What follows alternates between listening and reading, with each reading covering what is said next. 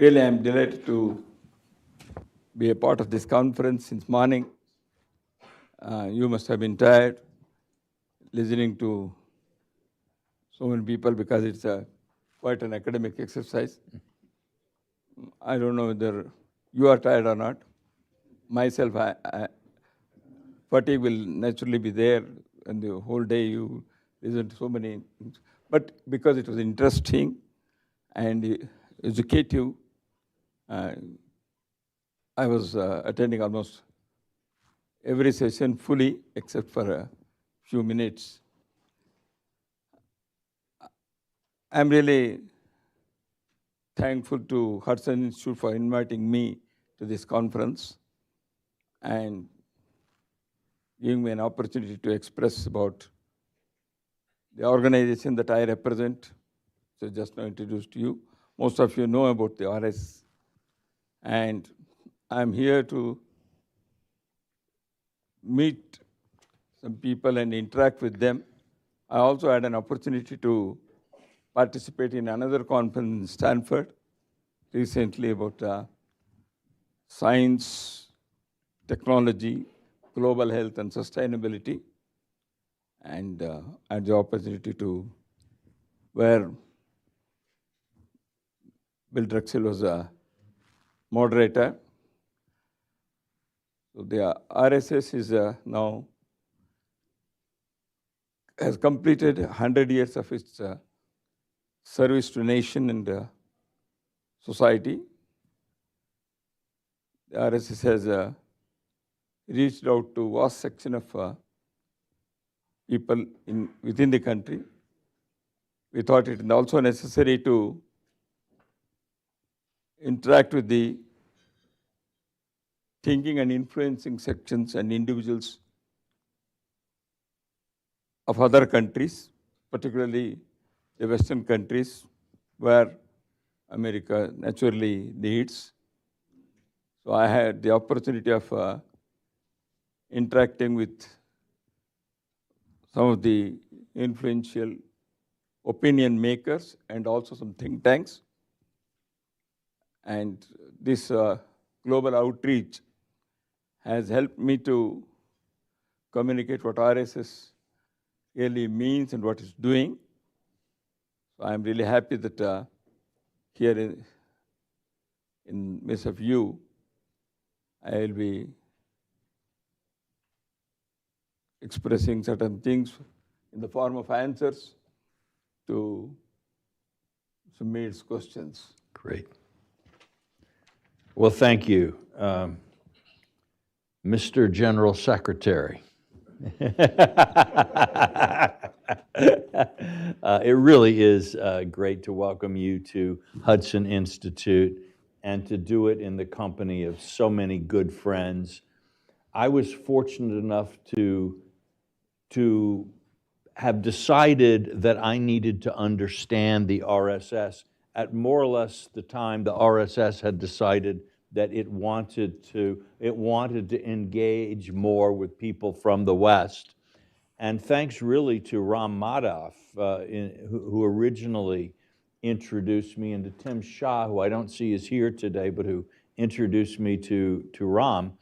I've been able to meet some of the people at many different levels in the organization and begin to acquaint myself a bit with how it works. I'm still learning. It's a very big organization, but the reality that it is in modern history, I can only think of two other organizations globally that have had the kind of impact that the RSS has had. They're very different organizations, but the Communist Party of China and the Muslim Brotherhood are organizations that have transformed societies. And of those, the RSS is perhaps,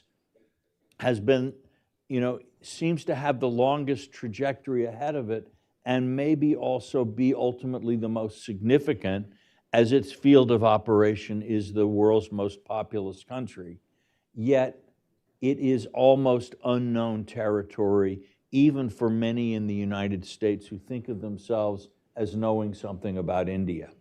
So to have the General Secretary with us today, willing to answer some of my questions, and maybe if you're lucky, some of yours, is a real privilege. So let me start. The RSS is one of the largest organizations in the world today. It may actually be the largest organization, and yet it remains extremely poorly understood in the West. How would you describe what the RSS actually does on the ground day to day? What is this thing?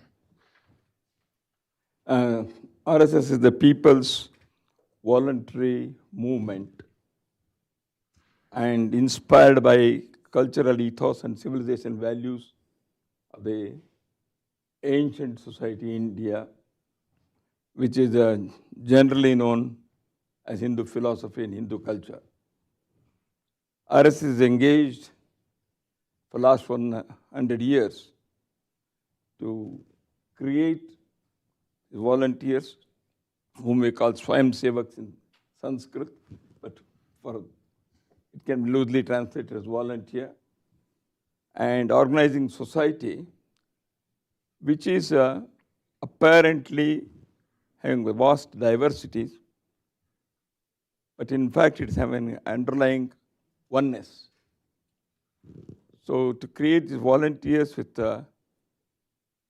character, self-confidence, and a sense of service to community, and also for organizing the society. For this purpose, RSS organizes daily assemblies, around 83,000 latest count, and weekly assemblies for 1 hour, another 30,000 places.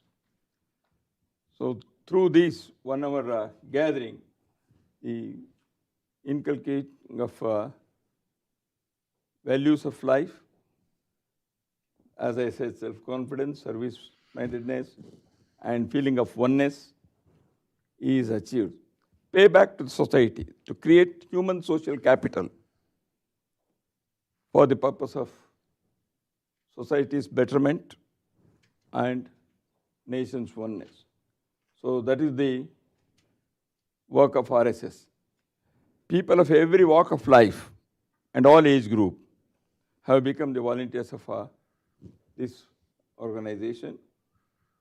RSS renders services like relief activity during natural calamities, and also on other occasions in the field of education, health, self-reliance, and rural development, environmental issues.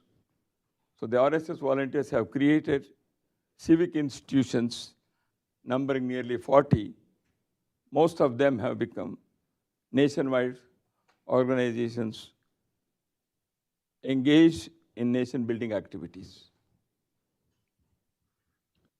I remember on one of my visits to India, I went to the home of Dr. Hedgewar, the founder of the RSS, and apparently there were something like 5 people at the opening, at the first meeting. So this organization has grown from a very tiny beginning to, you say, 83,000 meetings, daily meetings throughout the country. How do they get people to come to these meetings?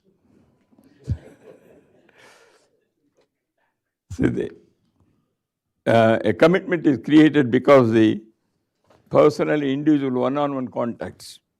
The daily shaka creates the sense of camaraderie, and because of that, the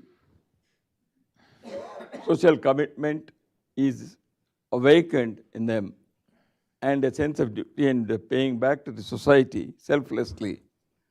This is there in the people, and we only arouse it, awaken it, and because of this environment of in a very friendly and cordial atmosphere, the individual volunteers, they attend these shakas. But there is an organization structure to keep the activity going on, and various responsibilities are also assigned to volunteers on the basis of their experience and competence and capacities. So this, the organization structure takes care of continuation of the activity year long, and also planning for the various occasional activities that are helpful for society, and also helping strengthening the organization. So there is an organization structure, but a sense of commitment and in a cordial atmosphere helps in a big way to keep the work going on. And yet somehow the RSS is very controversial. What do you think Americans most get wrong about the RSS or misunderstand?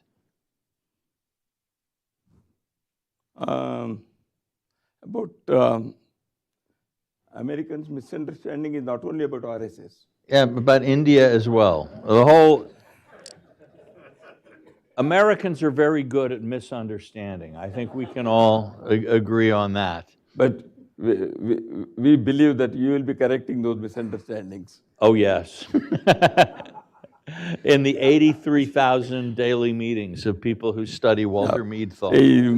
America's misunderstanding about India is that it is overpopulated, full of slums, and poverty, and it is the land of snakes, slums, and swamis.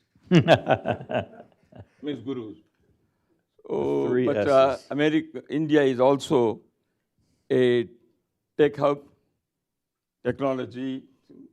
Indian scientists have reached the moon, and India is a fourth economy in the world. So these things are somehow they are missed in the common American perception. About RSS also, the narrative that is built over decades, knowingly, unknowingly, or as a part of agenda or whatever it is, that RSS is a Hindu supremacist, or that is in a way the anti-Christian, anti-minority, anti-development in women, anti-modernization. So what is pro is not told. Always anti, this thing has been propagated. And somehow Indian version of Ku Klux Klan, which is not. The saffron Ku Klux Klan is what people might say. Well, and how would you challenge that view? What is it that the RSS, for example, people say it's a Hindu supremacist organization. How would you say, no, we're not a Hindu supremacist organization? What is it that you are instead? The Hindu philosophy and Hindu culture doesn't allow it to be supremacist, because we see that the whole world is one family and all are brothers and sisters, and there's no question of supremacy there. And we see the oneness in everybody, being the living and non-living things.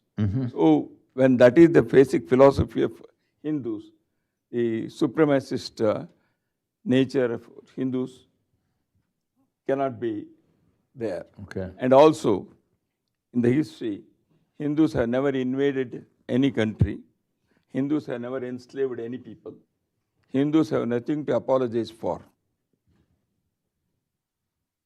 Okay, now we'll share that with some of our British friends and see what they say.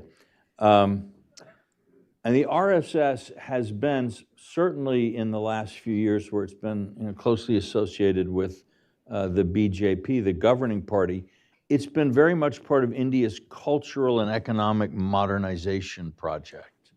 But we think about future-oriented modernization, and then we think about the celebration of ancient Hindu roots and cultural values. It seems like modernization and tradition pull in different directions. How does the RSS think about trying to balance those impulses, going back to the roots while looking to the future? See, cultural values and modernization are strictly not contradictory to each other. They can exist simultaneously.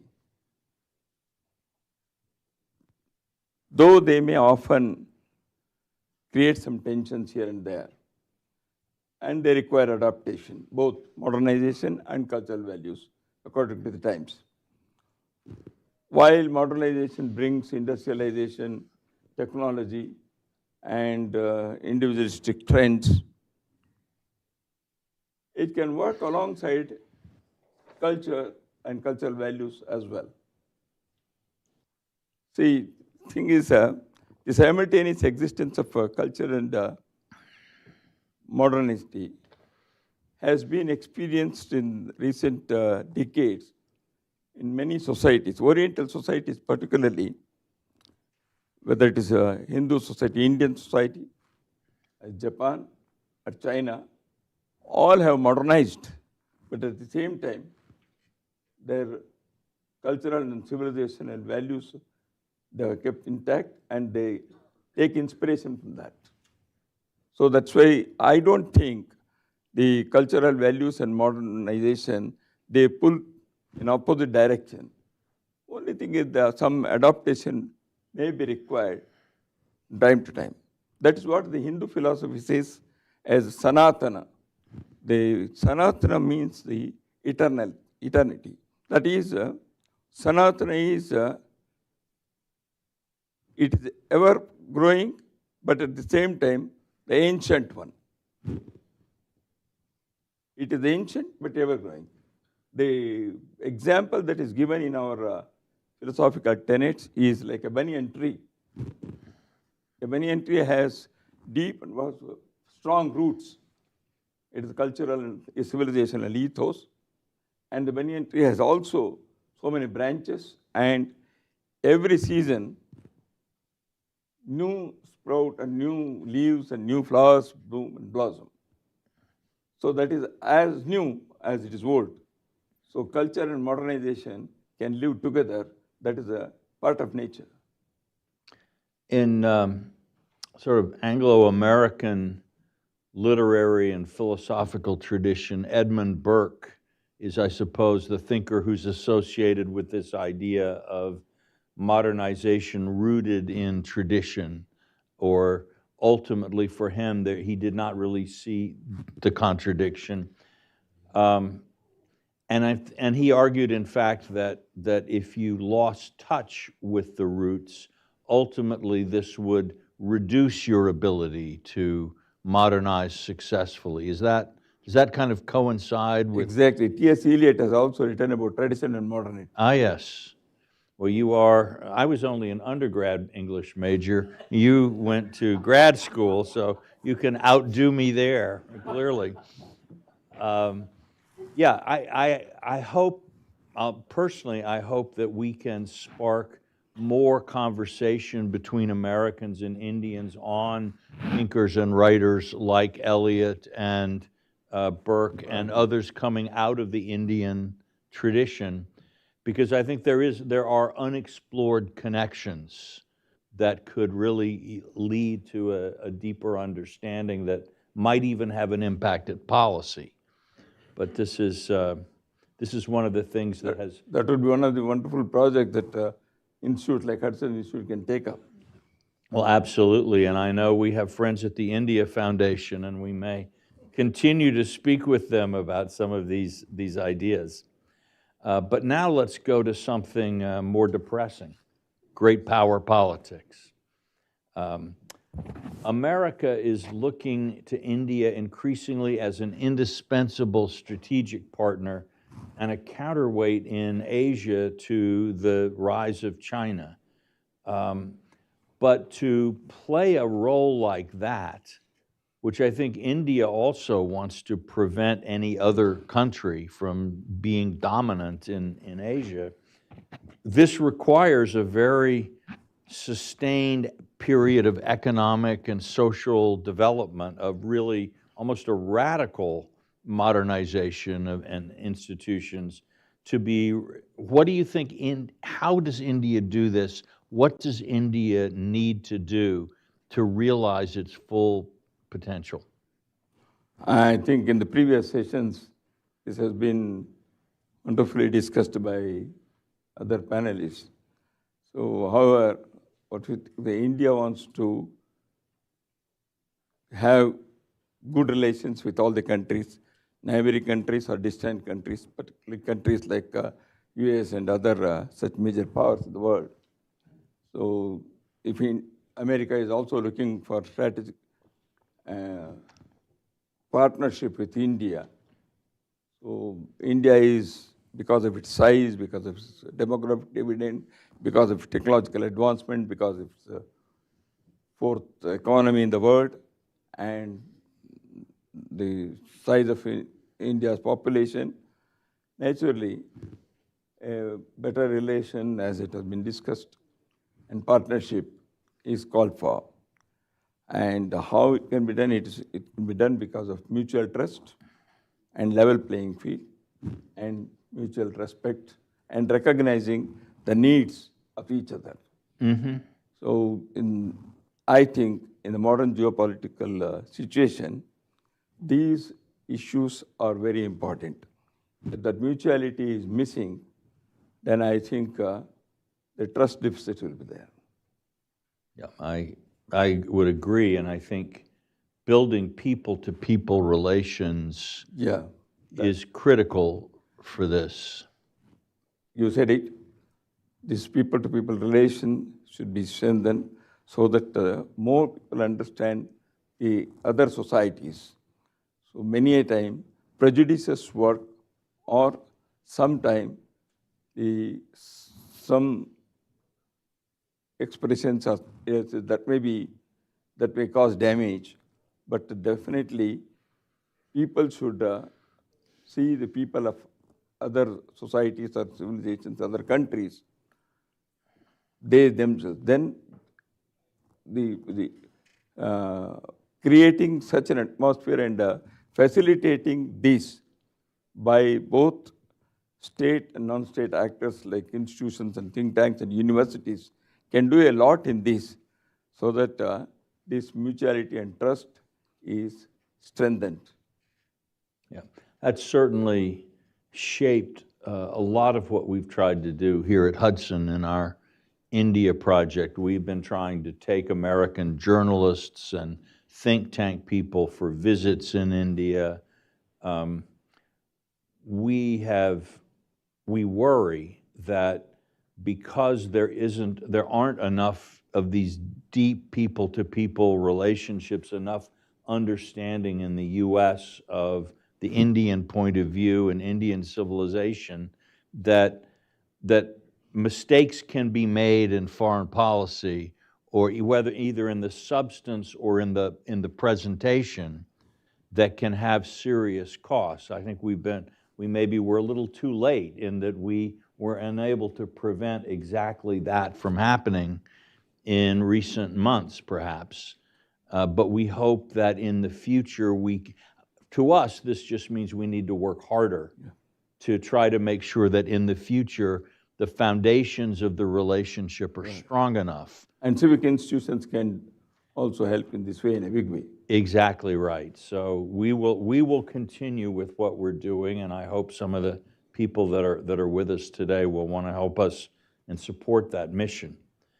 The RSS has long argued that a strong Hindu cultural identity is the foundation needed for a stronger India. But does that project risk alienating not only local minorities inside India, but also maybe creating difficulties in the relations with neighboring states?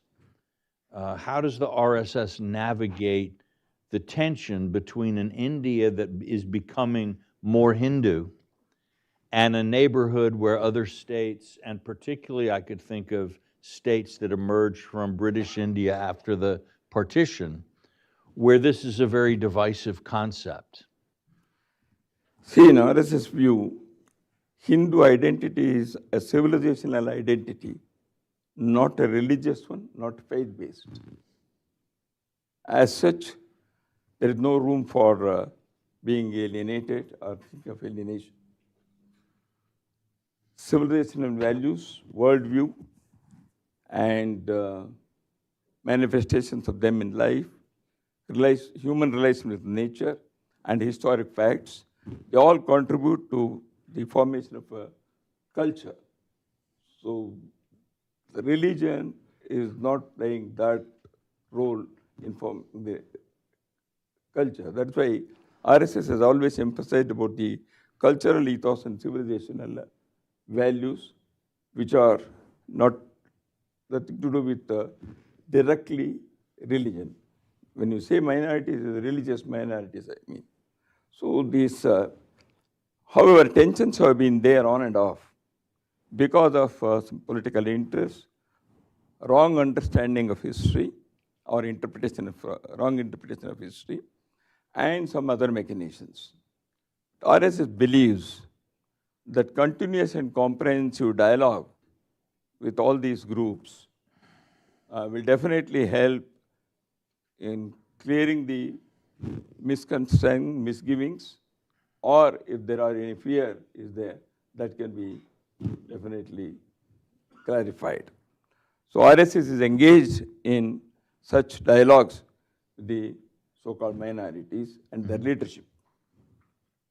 What about with neighboring countries, with Neighboring countries, tensions are there because of various factors, because there in the political leadership of neighboring countries, many a time they have not come to the, as I said, the mutuality and trust that was damaged in the past decades. And the people-to-people relation with neighboring countries is still, even today, it is one of the best. And that's why many people who visit neighboring countries are happy. And the problem is only with one neighboring country, and which is born out of the Indian womb. And it has become a neighboring country, but many people are behind that country to create problems. Yeah, when you talk about this sense of civilizational identity, I find myself thinking maybe for Americans, the closest comparison, which is strange in a way, would be to Jews, where Judaism, people are Jews, some people are Jews out of a clear religious commitment, but many Jews are Jewish in a cultural way and maybe don't embrace the religion formally, but are their life experiences, worldview, food that they eat or whatever has that cultural connection. Is that how you think of Hinduism in India? Something like that, of course. But however, the comparison may not be 100% always true. But it is something akin to that. And what I is in the long history of India has developed a worldview on the basis of the philosophy that has been visualized and explained in our Upanishads and Vedic texts. So because of that, the various sects and other sages who have explained those things in the context of society and nature, they all have emphasized on this particular worldview. And I think that has manifested in our day-to-day life. India's soul is spirituality, and the culture is the expression of the soul of a nation. And India's culture expresses that spirituality. Mm-hmm. If the Jews are also thinking the same way, I think you are right. Well, I remember I used to live in Jackson Heights, Queens, in New York. And of course, that is a neighborhood with a lot of people from South Asia. And you would walk down the streets and see restaurants and, holiday, Diwali lights and so on. But you'd find there some people were from India, some Pakistan, some Bangladesh. And yet somehow in Jackson Heights, they all seemed to be, they felt a sense of unity and they were all drawn to the same place. Is this something of the way you think of the civilizational unity of people? It can be many such experiments have taken place. For example, in Puducherry in India, Aurobindo Society, they have also thought of words oneness through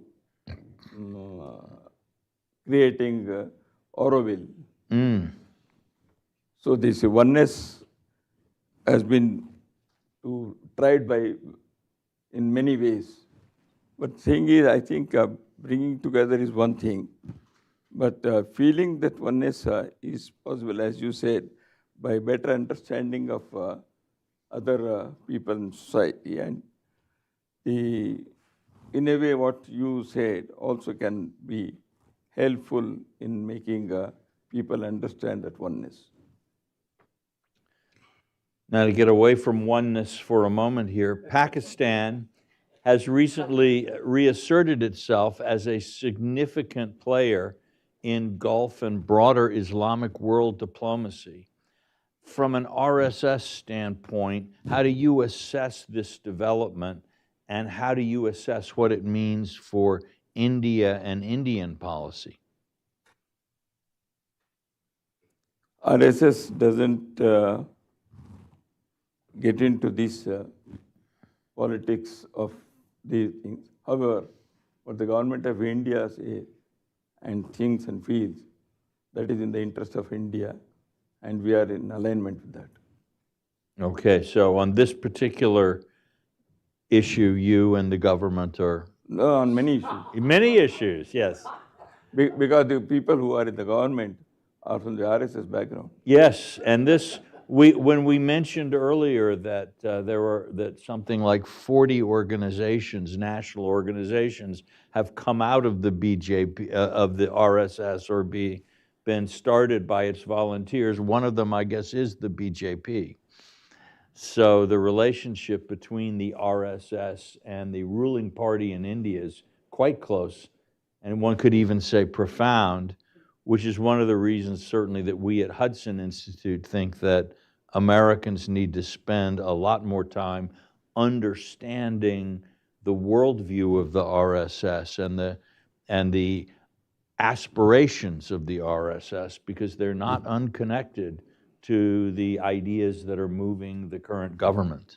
Of course, the formation of BJP in 1980 was because of the founders of the BJP, they wanted to retain the relationship RSS.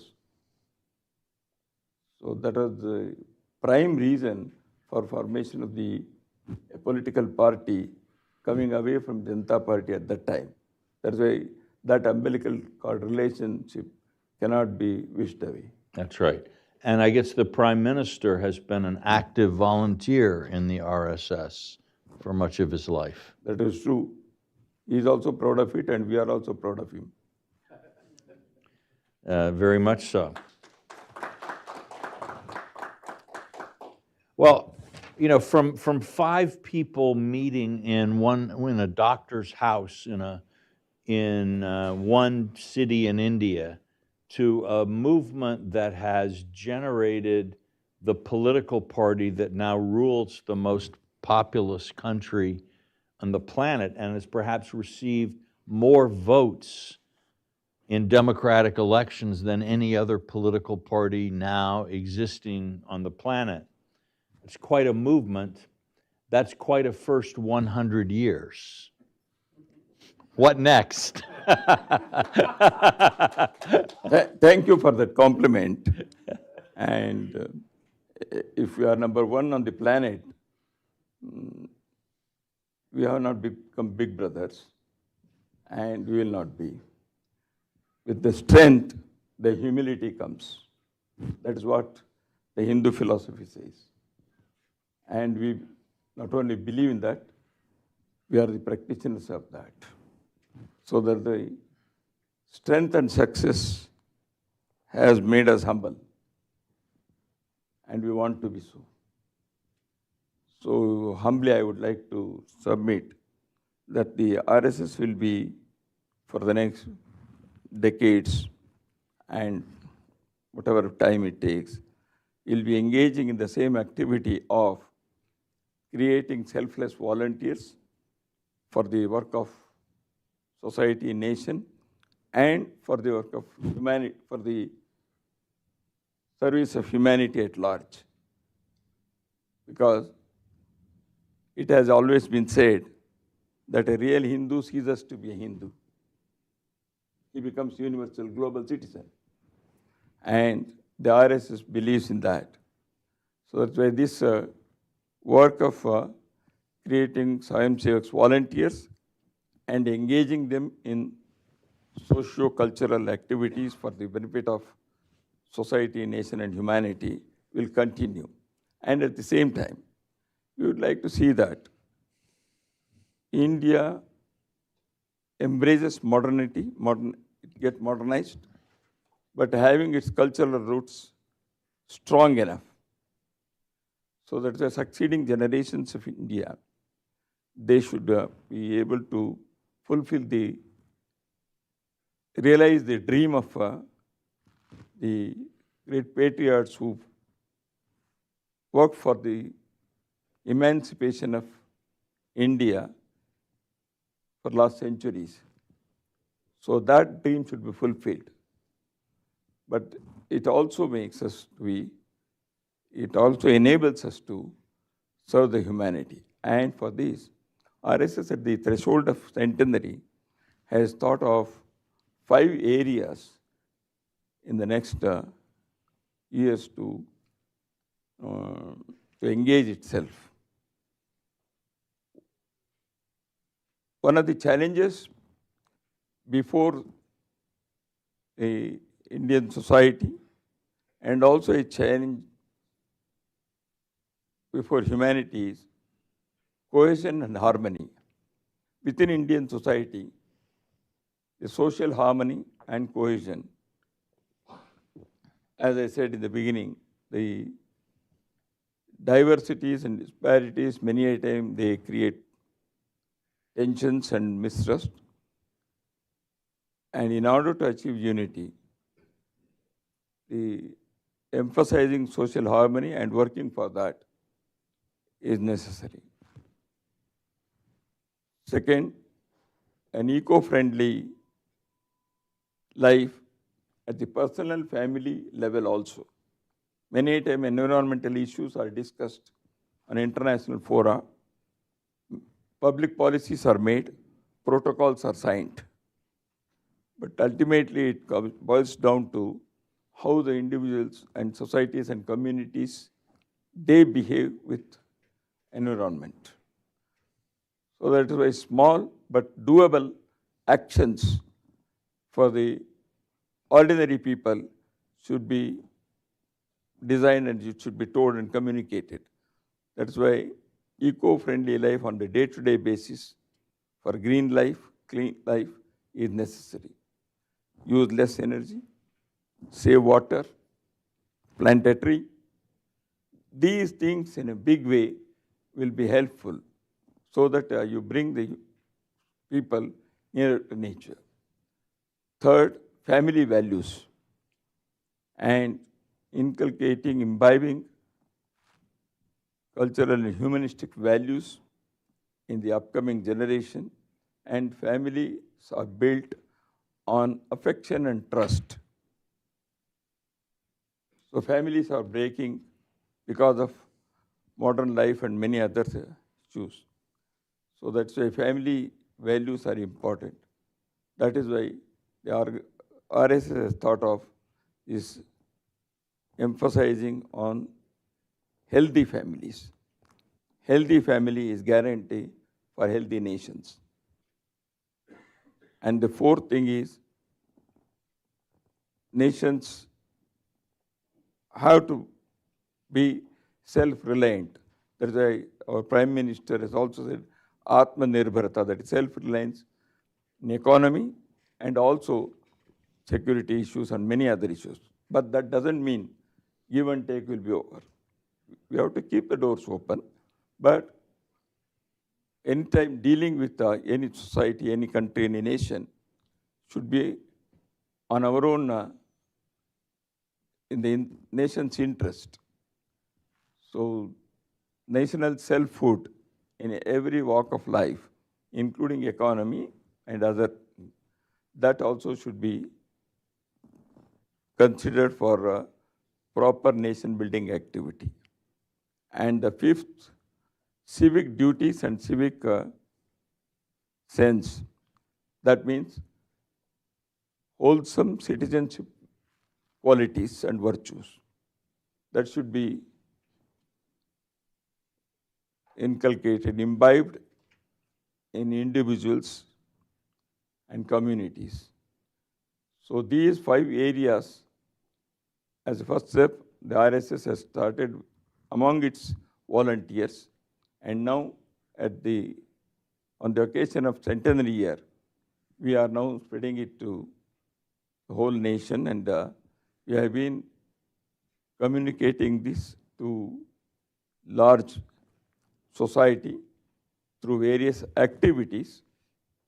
And I believe these 5 areas are universal things: social harmony, environment, family values, civic sense and duties. All these things are definitely, they are having their universal acceptance, and this is in a way universal value for the whole world.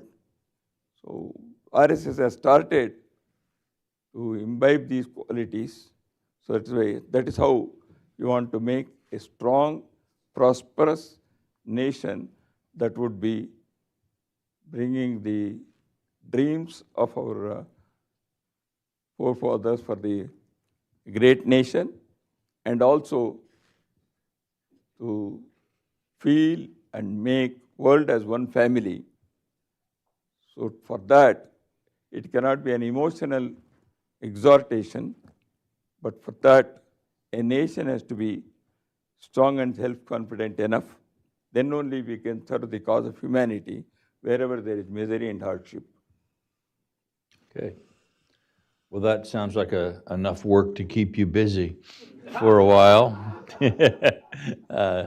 That's a very, very ambitious and very thoughtful program. We want your active participation and cooperation also for this. There's nothing in any of those 5 points that I disagree with. So I think we can, I'm looking forward to continuing to get to know you, the organization, and India better, and working to build bridges. Thank you for this.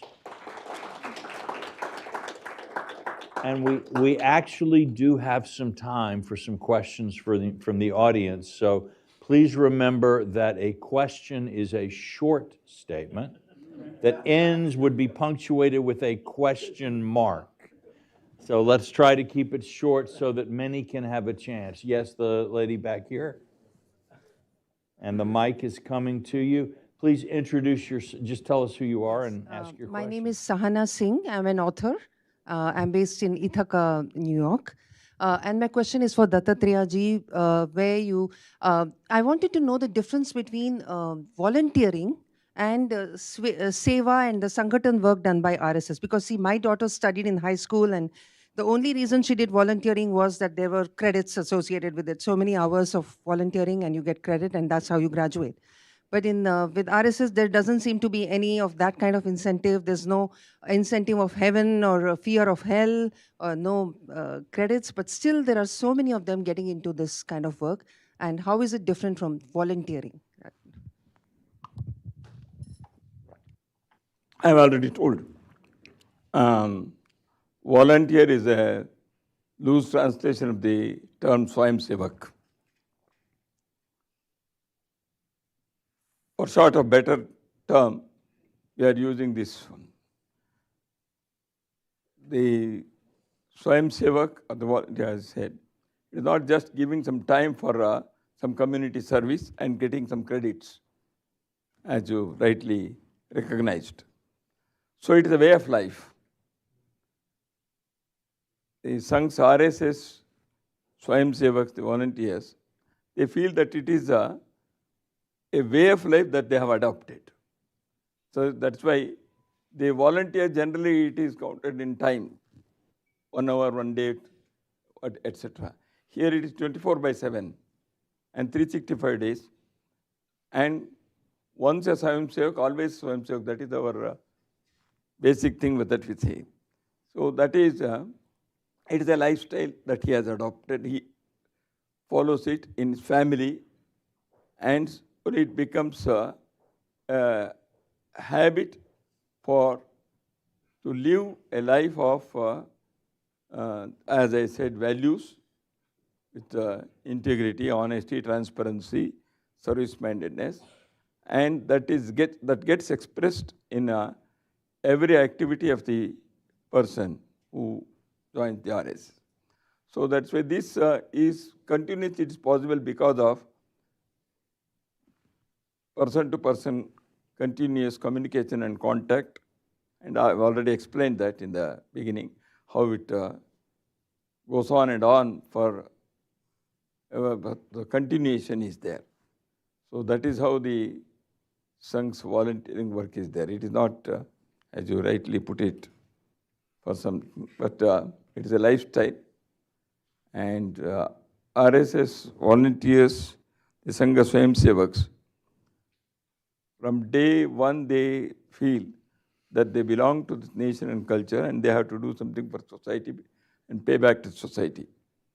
So this is imbibed because of the activities that are conducted in 1 hour assembly, which we call Shaka.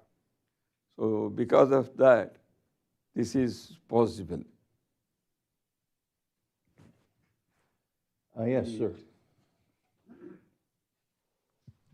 Hello, my name is Sudhanshu Kaushik. I'm a doctoral researcher at Johns Hopkins looking into political communications for young people. My question revolves around India. As you know, there are 67 crore or 670 million people below the age of 25. I've had the opportunity to study ABVP and how it engages young people. My question is more so, how do we move beyond, as someone who, what focuses on the day-to-day, how do we incorporate, or how does the Sangh incorporate more young people into its decision-making body? I know you were talking about the conflict, or not the conflict, but the way that modernity works with our culture and tradition. So as a Sanghatan, you value the time, the service that you put in, but modernity also requires more young people having a seat at the table. Really curious to hear your thoughts. Yes, it is the activity that keeps engaged, as I already said. You wanted how many people? How young people are attracted? Right, leadership in young people. In RSS, all are young at heart.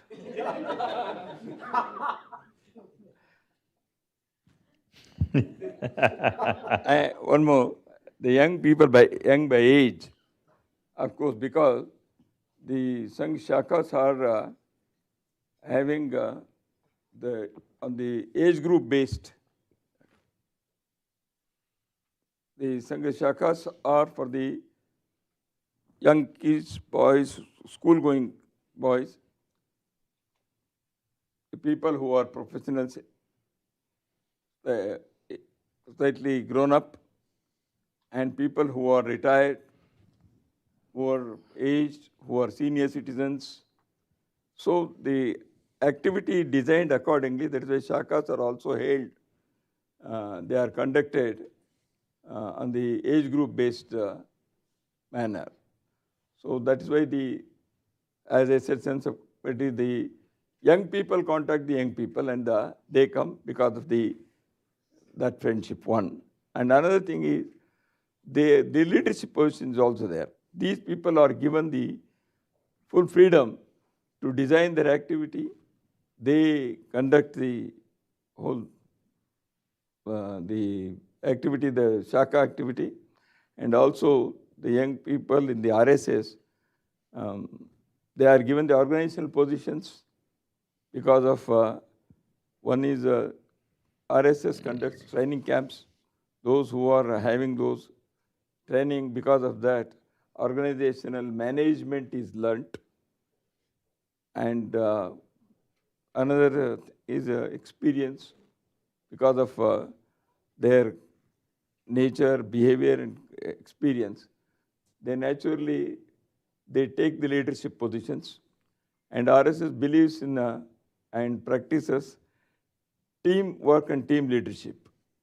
That is continuously, it happens. Every Shaka is conducted because of a teamwork that is there.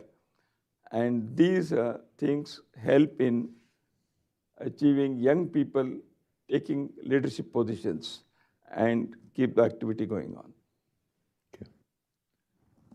Yes.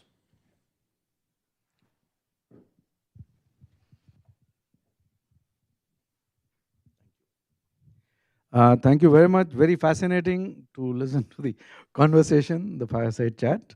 My question, I'm Pradeep Kapoor. I'm from the Indian Foreign Service and work now in the area of geopolitics and academics and passionately involved with rural transformation. My question is, sir, the India-US partnership has the potential to become the defining partnership for the 21st century for the world. The threat perceptions on both the sides are quite similar. There's jihadi Islam, there's wokeism, there is China, there is terrorism, and maybe even political Islam for both the countries. How do the two countries better sync their positions and get into alignment in a way that it's better for US, it's better for India, and it's better for the world? Because we don't see that happening. We see lots of ups and downs and roller coaster rides and hiccups. How do we smoothen it a little bit in the long run with participation of, the Indian diaspora here does a lot of work. Unfortunately, we do not have a parallel diaspora, American diaspora in India, which would, of course, help similarly if it was there. But what are your thoughts on that? Thank you.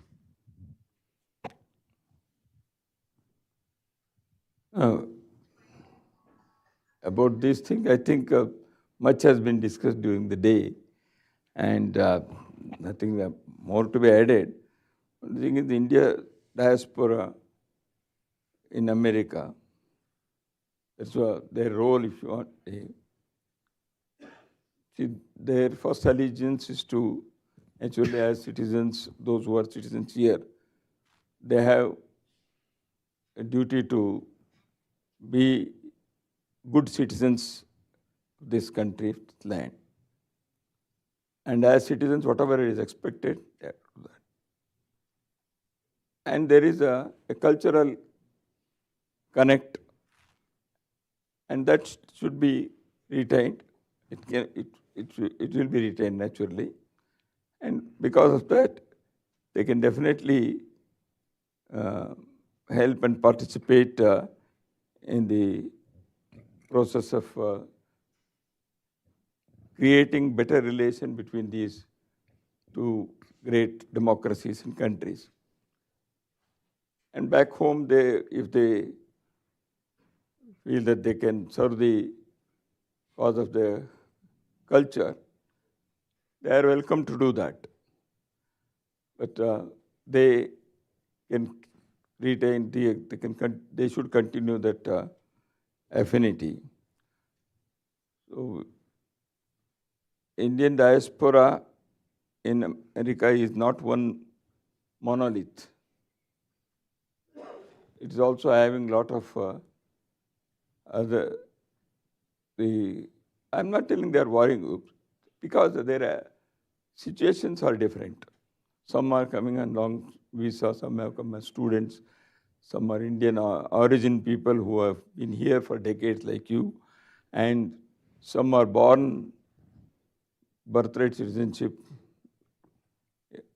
they have acquired. So Indian diaspora also carries many of the identities that they have back home in India, language, religion, etc. So that's why it is having many identities simultaneously. One individual is also having multiple identities in different times. So that's why I think this unique diversity can achieve unity because of the unique RSS way of thinking.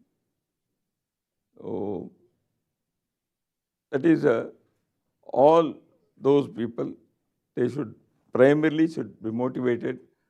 The world is one family, Vasudhaiva Kutumbakam, and their duty towards host country and their cultural responsibility.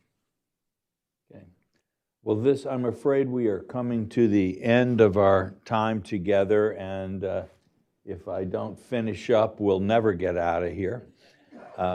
Just to close down the conference, first of all, I would like to thank Dattatreya for sharing his time with us like this. For the many distinguished guests, Ambassador Quattro, many other guests that are here today. I look around, I see a lot of faces of people I've come to know and trust in my work in India. My colleagues here at Hudson, I hope you heard the message from from Joel Scanlon this morning of Hudson's deep determination to continue working on and helping to build this relationship. The many colleagues that joined us from other Washington think tanks. It's been, I think, a rich, exciting conference. It has renewed my own personal determination to continue to do what little I can do to build what I fully agree with Kurt Campbell is a decisive relationship for the peace and stability of the world in the 21st century. In some ways, when I think about what peace could look like at a time when I think most of us would say we don't see enough peace in the world, if India can be successful in bringing, let's not even talk about a geopolitical balance of power in Asia, but a cultural, economic, and social balance in the Indo-Pacific. If India can emerge as the kind of great civilizational power, font of ideas and enterprise, of generator of wealth, yet also built around a civilization of understanding, and take its full place among the other great nations and civilizations of the world, and I would never exclude China from a place at that table, Iran, many other fine nations, civilizations. India resuming its full place in the world is key to the development of a kind of a human world where we can all be fully members of our own cultures and civilizations, but learn from, mix with, work with people all over the world. So thank you for the work that you're doing. Great. Thank you. Thank you.